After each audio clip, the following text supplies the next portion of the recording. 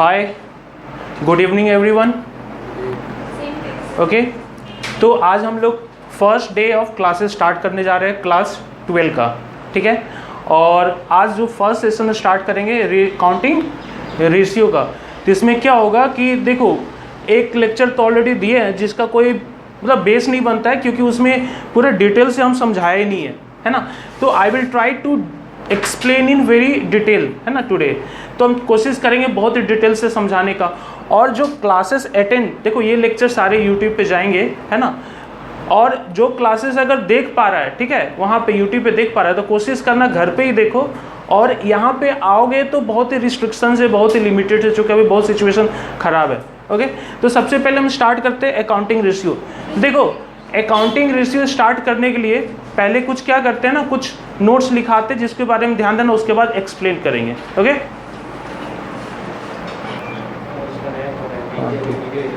Okay, तुम लोग copy कर लिया होगा। अब देखो, ठीक, कॉपी कर लेना थोड़ी देर में। देखो अब आगे समझाने की कोशिश करते हैं। सबसे पहले हम बेसिक बोलते हैं ना, हम पूरा बिगिनिंग से समझाने की कोशिश करें कि what are the relevance of this chapter in our general life. ये चैप्टर का हम लोग का निजी जिंदगी में क्या महत्व रखता है। तो सबसे पहले इसका टर्मिनोलॉजी को समझो। टर्मिनोलॉजी क्या है? रेशियो, है ना। तो बेसिकली रेशियो का मतलब क्या समझते हो तुम लोग, बचपन से पढ़ते आ रहे हो। Basically ratio is used to compare between two variables. Basically we know that when we need to compare two variables we use ratio. Suppose I just want to compare the number of people COVID affected in India and number of people COVID affected in China. Then we have to compare. हम दोनों के compare के लिए काम में आता है ना। हम लोग बेसिकली हम लोग ये डेटा को क्यों यूज करते हैं, दो वेरिएबल डेटा को क्यों यूज करते हैं, ताकि कंपेयर किया जाए। और कंपैरिजन से ये पता चलता है पर यूनिट के आधार पर कितना है। एक बड़ा ही गजब का तुम लोग को एग्जांपल देते हैं, समझना। एक बंदा है जो अर्निंग करता है 50,000। अर्निंग कितना कर रहा है? और वही बंदा एक्सपेंस कितना कर देता है? चलो 40,000। थोड़ा सा कैलकुलेटर निकालना पड़ जाएगा। तो अगर तुम रेशियो निकालोगे क्या 10,000, हम प्रॉफिट नहीं निकाल रहे, ये दोनों के बीच रेशियो निकाल रहे हैं। रेशियो अगर हम निकालेंगे तो रेशियो बिटवीन व्हाट। अच्छा देखो प्लीज ध्यान दो इधर। रेशियो अगर समझना है तो रेशियो हम क्या चीज के लिए समझेंगे? 50,000 और सॉरी इनकम, अर्निंग और एक्सपेंस का रेशियो। अगर हम बोले ratio between earning and expense, अगर रेशियो बोले अर्निंग एंड एक्सपेंस, तो इसका मतलब क्या होता है? इसका मतलब होता है 5:4। इसका मतलब होता है 5:4। तो इसका और इन डेप्थ एनालिसिस करें। ये क्या किए, जस्ट हम लोग अकाउंटिंग रेशियो निकाल लिए।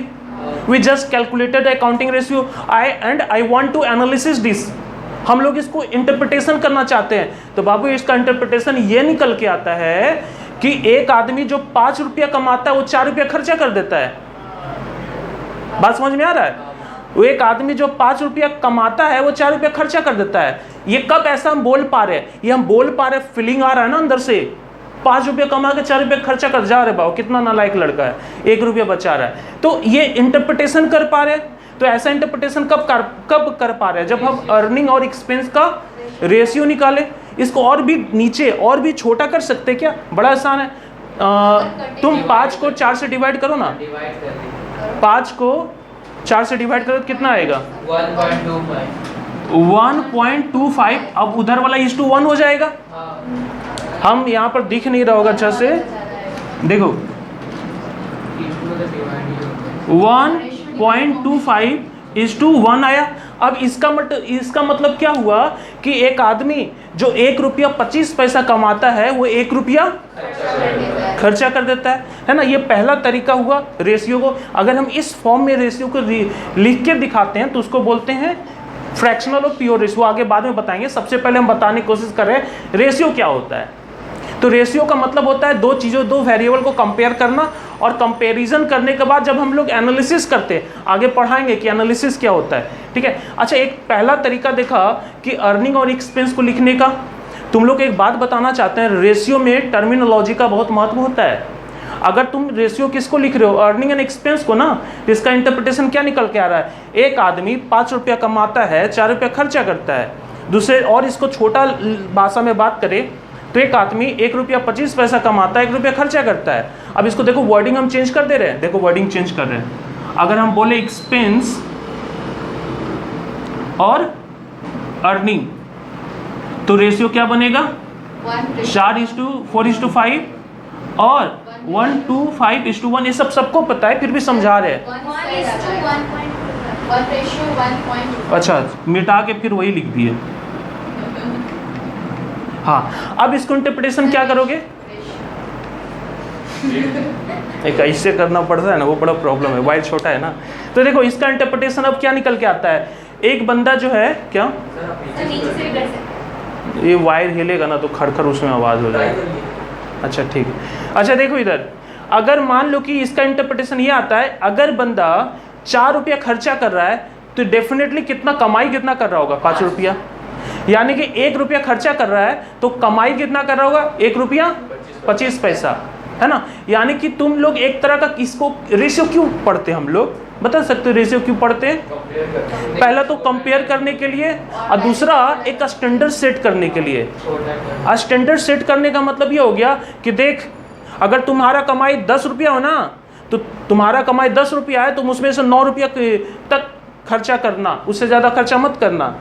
हम लोग निजी ज़िंदगी में भी ऐसा करते हैं, तो इसको आगे हम बताएंगे, यूज ऑफ रेशियो सिखाएंगे आगे।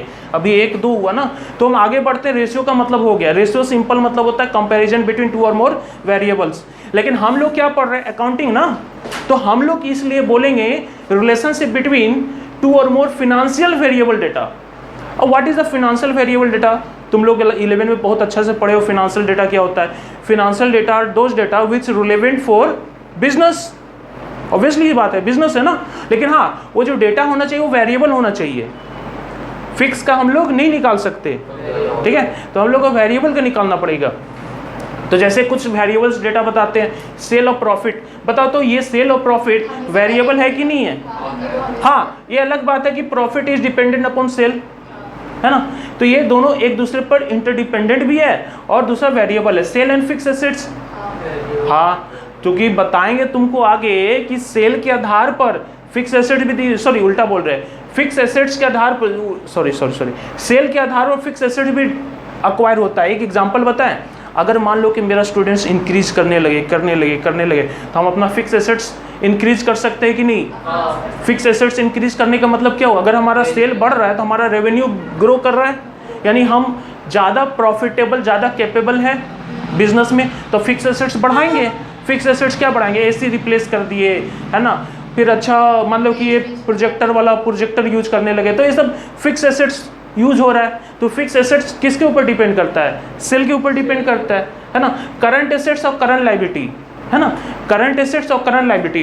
करंट एसेट्स डिपेंड बेसिकली क्या होता है, करंट एसेट डिपेंड करता है रेवेन्यू का ग्रो के करने के ऊपर, है ना। करंट एसेट्स का मतलब क्या हुआ, वर्किंग कैपिटल। ये सब आगे बताएंगे, ये सब धीरे धीरे समझाएंगे वर्किंग कैपिटल क्या होता है। तो ये सारे फिनेंशियल डेटा है, इसी का रेशियो हम लोग निकालेंगे। बात समझ में? अब तुम लोग को आगे समझाते हैं कि ये रेशियो को कितने तरीके से हम लोग लिख के दिखा सकते हैं, है ना। लेकिन एक बात ध्यान रखना, रेशियो तभी कैलकुलेट कर पाएंगे जब एसआई यूनिट सेम रहेगा। अब एसआई यूनिट सेम रहने का मतलब क्या है, बड़ा ही बेसिक सा बात बताते हैं। जैसे अगर मान लो कि दूसरा 5 kg है और तीसरा मतलब पहला 5 kg है, दूसरा 6 लीटर है, तो दोनों को हम लोग कभी भी रेशियो नहीं निकाल सकते हैं। सेम एसआई यूनिट होना चाहिए, ठीक है। सेम यूनिट में भी अगर केजी में है तो ग्राम, केजी और ग्राम, हाँ मतलब वो भी अगर ये ग्राम में है तो भी कंपेयर नहीं कर पाएंगे, है ना। सेम यूनिट में ही लाना ही पड़ेगा, है ना। यानी कि अगर ये केजी है तो इसको भी केजी में लाना पड़ेगा, रुपीस है तो रुपीस में। ये सब बेसिक वाला बात है, लिख दिए। अब आते हैं कि आखिर अकाउंटिंग रेशियो कितने तरीके से हम लोग लिख के दिखा सकते हैं। हम लोग पूरे अकाउंट्स में 3 तरीके से रेशियो ही दिखने को आएगा, इससे ज़्यादा नहीं आएगा पूरा सिलेबस में, है ना। तो पहला तरीका फ्रैक्शनल और प्योर रेशियो। फ्रैक्शनल क्या होता है, कभी कभी तुमको बोलेगा ना, ध्यान से सुनना, इधर का बोर्ड कवरेज आ रहा है ना, हाँ, कभी कभी बोलेगा ना कि sale to fix asset, sale to fix assets, तो क्या हो गया, sale to fix assets ratio. तो इसका तुम बताओ कि सेल टू फिक्स एसेट्स लिख दिया, इसका रेशियो का फॉर्मूला क्या होगा? अपना कॉमन सेंस, पहला ऊपर क्या बोल रहा है, सेल ना और टू फिक्स एसेट्स, है ना, तो ये बन गया नया रेशियो, है ना। तो कभी कभी ऐसा वर्ड में ही ऐसा बोल देगा तुमको कि वैसा कैसा हम लोग को रेशियो लिखना है, तो इसको बोलते हैं बेसिकली फ्रैक्शनल।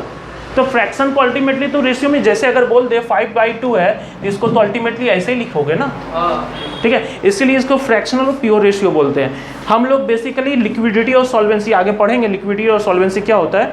लिक्विडिटी और सॉल्वेंसी रेशियो अगर निकालने बोलेगा तो रेशियो का सिंबल हम लोग यही देंगे 1:1। अच्छा 1:1 का मतलब क्या हो, 50-50% है ना, 50-50%। अगर हम इसको टाइम्स में क्या होता है, कभी कभी तुम लोग टाइम्स में रिप्रेजेंट करता है टाइम्स में अगर बात बोले तो देखो तो क्या निकल के आएगा, ऐसा बोल सकते हैं कि 2.5 टाइम्स। इसका मतलब क्या हुआ, इसका इंटरप्रिटेशन करेंगे, अगर 5 को 2 से डिवाइड कर दे तो कितना 2.5 आया। इसका मतलब क्या हुआ कि हमारा जो सेल है फिक्स एसेट्स का 2.5 गुना ज़्यादा है, सही बोले ना। अगर हमारा जो सेल है, हमारा जो ऊपर में जो सेल है वो फिक्स एसेट्स का 2.5 गुना है। अगर मान लो कि देखो ये 2 है ना, तो इसका 2.5 गुना ऊपर है ना, ये सेल है तुम्हारा, ये फिक्स एसेट्स है। अगर रिजल्ट 2.5 टाइम्स आ रहा है तो इसका इंटरप्रिटेशन क्या निकल के आता है कि तुम्हारा जो सेल है वो फिक्स एसेट्स का 2.5 गुना है ना। इसमें कुछ अलग इंटरप्रिटेशन लेके चल रहे थे, इतना है तो उतना है, इसमें क्या है टाइम्स में रिप्रेजेंटेशन कर रहे हैं। अब इसी चीज को हम लोग परसेंटेज में निकाल सकते हैं, तो परसेंटेज में निकालने के लिए तुम लोग को पता है into 100 कर दो तो क्या आ जाएगा, 8 कट गया 50, 250%। मतलब समझ पा रहे हो, इसका मतलब अगर जितना भी आपके पास फिक्स एसेट्स है ना उसका 250% सेल है। 250% तो नहीं होता है, लेकिन अगर डेटा बहुत ज़्यादा है ना तो 250% यहाँ पर ज़बरदस्ती में रिप्रेजेंट किया जा रहा है। 100 से ऊपर परसेंटेज आ रहा है, सुनो 100 से ऊपर परसेंटेज आ रहा है। अगर डेटा बहुत ज़्यादा है, एक्सिट कर रहा है, 100 से भी ज़्यादा एक्सिट कर रहा है, तुम खुद देखो यहाँ पर 2 यहाँ पर 5 है, तो 100% तो 2 ही हो गया। लॉजिक समझो, 2 का 100% कितना हुआ, 2 हुआ, लेकिन ऊपर कितना है 5 है, तो यानी कि 100% से ज़्यादा है कि नहीं है, है ना। तो इस तरह से 3 तरीके से हम लोग इंटरप्रिटेशन करते हैं, ठीक है। कॉपी करो उसको। ओके चलो आगे नया टॉपिक समझा रहे हैं देखना अभी तक सबसे पहला पॉइंट 1 क्या समझाए थे, मीनिंग ऑफ अकाउंटिंग रेशियो, है ना। और नंबर 2 बताए थे टाइप्स ऑफ अकाउंटिंग रेशियो, कितने तरह से अकाउंटिंग रेशियो को रिप्रेजेंट किया जाता है। अभी तक हम सिर्फ बात कर रहे थे अकाउंटिंग रेशियो के बारे में बात कर रहे थे, है ना। अब एक बिल्कुल नया ये जो क्वेश्चन है ना बहुत इंपॉर्टेंट है, बहुत ज़्यादा ही इंपॉर्टेंट है ये, ठीक है। 12 के लिए हो, चाहे आईएससी का बोर्ड हो, चाहे सीबीएसई हो, चाहे डब्ल्यूबी हो, ये क्वेश्चन बहुत ज़्यादा इंपॉर्टेंट है।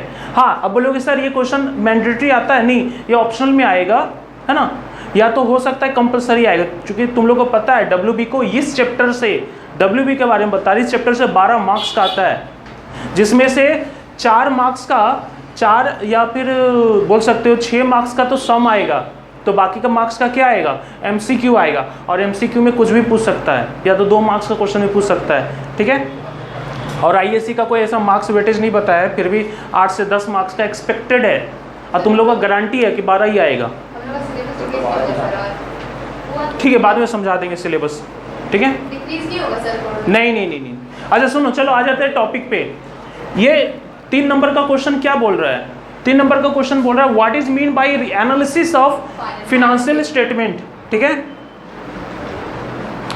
फाइनेंशियल स्टेटमेंट का एनालिसिस समझने के पहले चलो इसको क्लास 11 से समझते हैं। Back to the class 11 from the beginning class.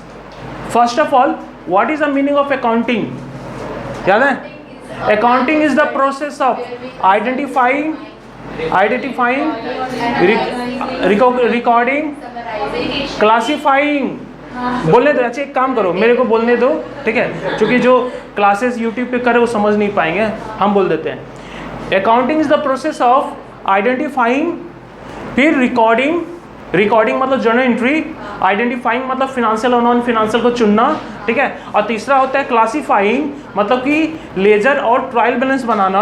और चौथा होता है समराइजिंग, मतलब फाइनल अकाउंट और फाइनल अकाउंट मतलब कि बैलेंस शीट और पीएल ट्रेडिंग पीएल बनाना।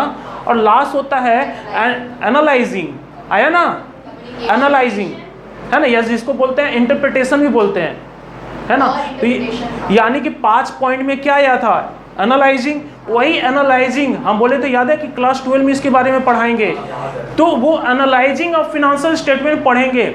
सर हम लोग एनालाइजिंग ऑफ फिनेंशियल स्टेटमेंट में क्या करते हैं, तुम लोग एक बात बताओ, तुम लोग बहुत सारा मूवीज या फिर कहीं ना कहीं देखा होगा, एक बजट बनता है, रिपोर्ट बनता है, उसके ऊपर मीटिंग होता है, मीटिंग में सारी बातें को डिस्कस किया जाता है, इसका क्या क्या प्रोज है, इसका क्या क्या कॉन्स है, मतलब क्या क्या मेरिट है, क्या क्या डिमेरिट है, पूरा इन डेप्थ एनालिसिस करता है। तुम लोग आईपीएल देखा होगा, क्रिकेट मैच देखा होगा, तो तिल का तार करता है कि नहीं, मतलब एक छोटा सा बात बोलता है कि अच्छा इसने ऐसे मतलब कि शॉट खेला, अगर ऐसे खेला होता तो क्या होता, वो खेला होता तो क्या होता, ये किया होता तो क्या करता, मतलब कि उसके ऊपर क्या दे रहा है, अपना व्यू रख रहा है ना, क्या क्या ऐसा व्यूज पॉइंट हो सकता है। तो हम लोग भी एनालिसिस में भी वही करते हैं, हम लोग डिफरेंट व्यूज रखते हैं और अच्छा एक डिसीजन लिया जाता है। इन शॉर्ट बोले एनालिसिस का मतलब इन डेप्थ, है ना, इन डेप्थ इंटरप्रिटेशन।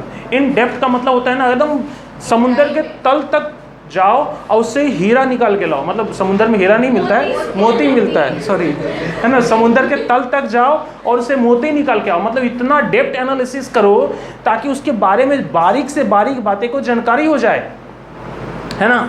अब बात करते हैं सर फिनेंशियल स्टेटमेंट क्या होता है। फिनेंशियल स्टेटमेंट तुम लोग को पढ़ाए थे फिनेंशियल स्टेटमेंट, तो फिनेंशियल स्टेटमेंट जिसको इसको नहीं पता है वो यहाँ पर लिख लेगा फिनेंशियल स्टेटमेंट क्या होता है। बेसिकली फिनेंशियल स्टेटमेंट जो होता है एनुअल रिपोर्ट होता है, क्या सुनाई नहीं दिया, फिनेंशियल स्टेटमेंट एक एनुअल रिपोर्ट होता है जो हर एक कंपनी को मैंडेटरी है उसको बनाना और बना के उसको ऑडिट करवाना। ऑडिट कौन करता है, बेसिकली चार्टर्ड अकाउंटेंट लोग करते हैं, है ना। तो फिनेंशियल स्टेटमेंट में क्या क्या होता है, फिनेंशियल स्टेटमेंट इंक्लूड्स फॉलोइंग, ये भी इंपॉर्टेंट है, पूछ सकता है, लेकिन ये क्लास 11 का है, याद होगा तो। सबसे पहला होता है, अगर पूछ दिया what is the financial statement, तो तुम लिखो फिनेंशियल स्टेटमेंट इंक्लूड्स फॉलोइंग। सबसे पहला जो इंक्लूड होता है ना, अ स्टेटमेंट ऑफ प्रॉफिट। बोलोगे सर ये क्या, ये तो पहली बार नाम सुन रहे हैं, हम लोग तो पीएल नाम सुनते थे, प्रॉफिट एंड लॉस नाम सुनते थे ना। तो एक बात बताएं, तुम लोग जिस दौर में जी रहे हो ना, वो पीएल और ट्रेडिंग का कॉन्सेप्ट गया, क्यों पढ़े तो, है ना।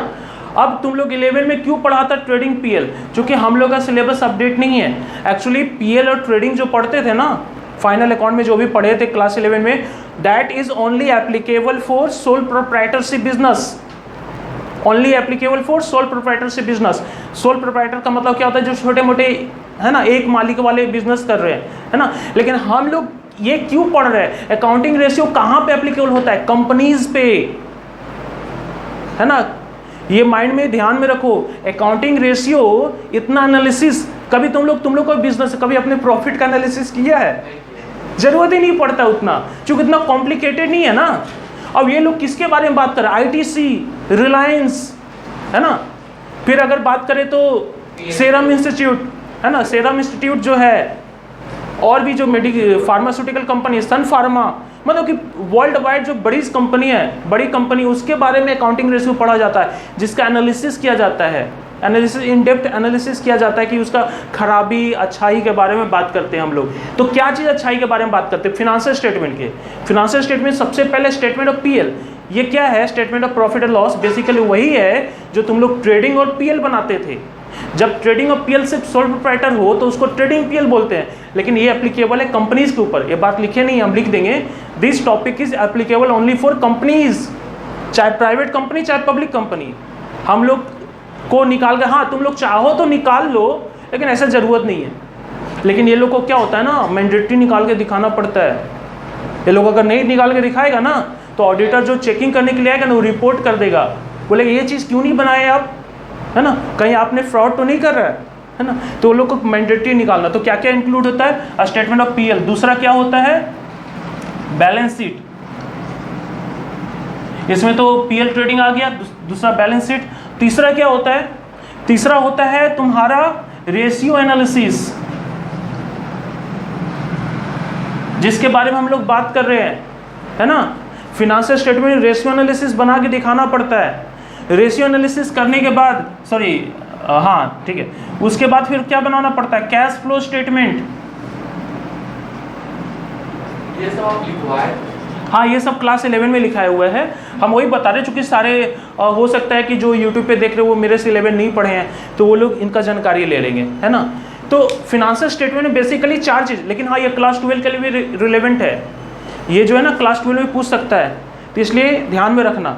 तो बेसिकली 4 चीज़ होते हैं, और भी कुछ होता है। एक और होता है नोट्स टू अकाउंट्स, इधर लिख रहे हैं,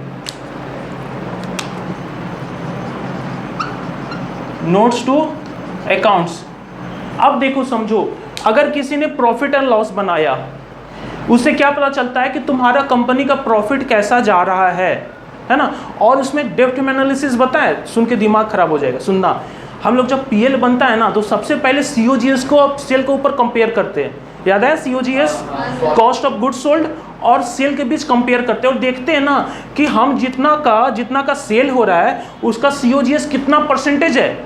फॉर एग्जाम्पल, अगर मान लो कि सेल किए 10 लाख का और सीओजीएस है तुम्हारा 9 लाख का, तो तुमको नहीं लग रहा है कि बड़ा बेवकूफ़ बिजनेसमैन वाला है, सिर्फ 1 लाख का मार्जिन रख रहा है, यानी कि 1 लाख का मुँह जवानी बोले 10% कैलकुलेट कर पाया, है ना, 10% मार्जिन रख पा रहा है ना। तो ये बिजनेसमैन उतना कोई अच्छा बढ़िया नहीं है ना। तो ये एनालिसिस किया जाता है, सीओजीएस के भीतर जाके देखते हैं कि क्लोजिंग स्टॉक कितना है।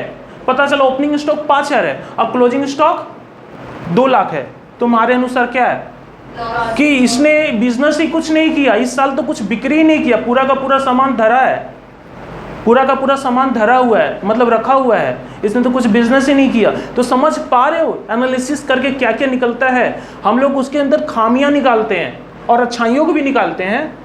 अगर जैसे एग्जांपल बताएं, थोड़ा सा मान लो कि अगर गवर्नमेंट का एनालिसिस करो कि पिछले 5 साल में क्या क्या गवर्नमेंट ने किया, है ना, करते हैं ना एनालिसिस, वो लोग रिपोर्ट भी सबमिट होता है, ठीक है। उसी तरह से अकाउंट्स का भी एनालिसिस होता है, ठीक है। तो इसमें इन सारे चीज़ों का एनालिसिस करते हैं हम लोग, इन डेप्थ एनालिसिस करते हैं। तो इसका जो आंसर है ना, उसका तुम लोग को एक स्क्रीनशॉट मिल जाएगा, वहाँ से कॉपी कर लेना, ठीक है। तो बेसिकली अगर पूछे what you mean by the analysis of financial statement, तो लिखोगे analysis of financial statement means in depth examination of each and every aspect of the financial statement. क्या एक वर्ड में बोले, in depth examination of each and every aspect of financial statement, है ना। यानी कि तुम ईच एंड एवरी एस्पेक्ट का मतलब क्या हुआ, प्रोज और कॉन्स, मेरिट और डिमेरिट, दोनों को हम लोग को देखना पड़ेगा। बात समझ में आया। तो एनालिसिस का मतलब सिंपल है, एग्जामिनेशन करना, भीतर से जानना। उसके बाद sir what are the tools, I hope copy कर लिया होगा ये वाला। अच्छा ठीक है, अच्छा इसके भीतर क्या क्या है, तो देखो एक चीज़ बताते हैं, स्टेटमेंट ऑफ पीएल होता है, बैलेंस शीट होता है, रेशियो एनालिसिस अभी पढ़ा रहे हैं, कैश फ्लो स्टेटमेंट भी तुम लोग का सिलेबस ऑफ पार्ट है, वो बाद में पढ़ाएंगे। ये नोट्स क्या होता है ना, नोट्स देना पड़ता है। एक एग्जाम्पल बताएं, नोट्स अकाउंट में क्या क्या आएगा। सबसे पहले जो तुम बैलेंस शीट बना रहे हो ना, बैलेंस शीट बना रहे हो, इसमें शेयर कैपिटल का स्ट्रक्चर कैसा है। अभी जो बोल रहे हो सकता है समझ में ना आए, सिंपल से समझा देते हैं। शेयर कैपिटल तुमने पब्लिक में कितना शेयर इशू किया है ना, उसके बारे में बताया जाता है। तो उसके बारे में बाद में बताएंगे। अब एक और चीज़ बताए, तुम्हारा कंपनी डूबने वाला है क्या, नहीं डूबने वाला है ना, तो तुम इसको बताओ, लिख के बताओ कि my concern is going concern, my entity is going concern. Going concern का मतलब क्या होता है कि my business is goes on for ever, हम मरे या जिए मेरा बिजनेस लंबे समय तक जाएगा, ये तुमको लिख के बताना पड़ेगा। बोले तो इम्प्लाइड है, इम्प्लाइड उससे क्या, लिख के बताना पड़ता है ना। और भी तुम कौन सा बेसिस फॉलो कर रहे हो, एक्रूवल या फिर कैश बेसिस, ये सब क्लास 11 का थ्योरी है। एक्रूवल का मतलब होता है कि हम करंट ईयर को फॉलो कर रहे हैं, या फिर कैश बेसिस, कैश जो बिजनेस आता है उस पर फॉलो कर रहे हैं, ठीक है। तो ये सारे चीज़ क्या बोलते हैं, हम लोग नोट्स टू अकाउंट्स में लिखते हैं। अब इतना सारा चीज़ों का एनालिसिस करने का कोई तो हथियार होना चाहिए ना। एनालिसिस कैसे करोगे, हम लोग का बॉडी का एनालिसिस कैसे करते हैं, हम लोग का बॉडी एनालिसिस होता है कि नहीं, एनालिसिस होता है ना, ब्लड सैंपल से, रिपोर्ट से, है ना, फिर थर्मामीटर से हम लोग का मेजरमेंट होता है कितना बुखार है कि नहीं है, टेम्परेचर है, तो हम लोग का एनालिसिस होता है ना बॉडी का। तो इन सारे चीज़ों का एनालिसिस कैसे करोगे, उसका टूल्स है ना। टूल्स है। सबसे पहला टूल का नाम क्या है? रेशियो एनालिसिस, जो अभी हम लोग पढ़ने वाले हैं। दूसरा है कैश फ्लो स्टेटमेंट, है ना। तीसरा है कॉमन साइज स्टेटमेंट, ये भी सिलेबस का पार्ट है। ट्रेंड रेशियो मेरे को देखना, WB में 100% बोल रहे नहीं है, ISE को देखना पड़ेगा ये, है ना। ये तीन चीज़ जो है ना, तीन चीज़, वो तीन चीज़ तो डेफिनेटली है, ISE और WB का भी है। ये चौथा जो चीज़ है ना, एक बार देखना पड़ेगा कि ISE का मेरे को लगता है शायद है ना, श्योर नहीं है, एक बार देखना पड़ेगा। ये नहीं है, कैश बजट नहीं है। तो यानी कि ये सारे चीज़ तुम लोग को पढ़ना अलग अलग चैप्टर में, ठीक है। तो ये सारे टूल्स है, इसके बारे में एक एक करके समझते हैं। तो सबसे पहले हम समझेंगे रेशियो एनालिसिस, ठीक है। इसका थ्योरी का नोट्स मिल जाएगा, कॉपी कर लो। वो वाला नहीं। चलो देखो इधर हो रहा है ना। अच्छा, सबसे पहले तुम लोग को टूल्स बताए थे, what are the tools of analysis of financial statement. बहुत सारा टूल्स था, तो सबसे पहला टूल का नाम क्या है? Ratio analysis. तो हम लोग को इसी को पढ़ना है। और दूसरा टूल क्या था? कैश फ्लो स्टेटमेंट, वो भी पढ़ेंगे लेकिन बाद में पढ़ेंगे, ठीक है। तो रेशियो एनालिसिस पढ़ते, तो रेशियो एनालिसिस का मतलब क्या होता है? It is the process of identifying weakness, strength and weakness. अब ये स्ट्रेंथ एंड वीकनेस बता रहे हैं। अब ये छोड़ा दिए, पहले क्या बोल रहे थे कि इसका प्रोज और कॉन्स बताते हैं। तो वही बात हुआ ना, प्रोज का मतलब क्या हुआ? व्हाट आर द एडवांटेजेस, और कॉन्स का मतलब क्या? व्हाट आर द डिसएडवांटेजेस, है ना। तो एक तरह से स्ट्रेंथ एंड वीकनेस क्या क्या है कंपनी का, ठीक है। In the process in the various area of organisation. ये वेरियस एरिया ऑफ ऑर्गेनाइजेशन का मतलब क्या बोल रहा है? वेरियस एरिया ऑफ ऑर्गेनाइजेशन का मतलब ये बोल रहा है एक ऑर्गेनाइजेशन का कितने सारे एरिया होता है। In terms of financial data, in terms of financial data हो जाता है तुम्हारा सेल हो गया, तो दूसरा एक्सपेंस हो गया, तीसरा क्या हो गया? एरिया, और क्या क्या एरिया हो सकता है? क्लोजिंग स्टॉक हो गया।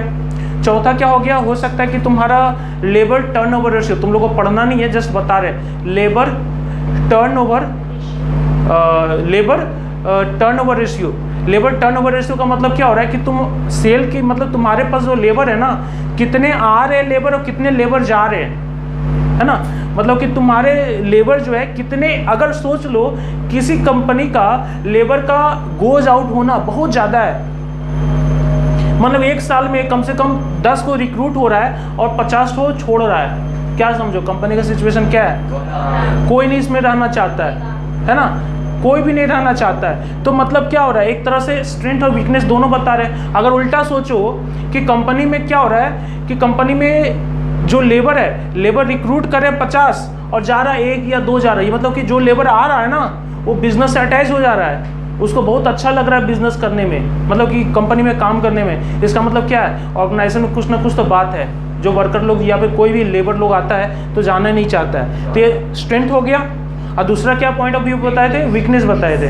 तो ये हम लोग को बताता है various area of organisation with the help of ratio.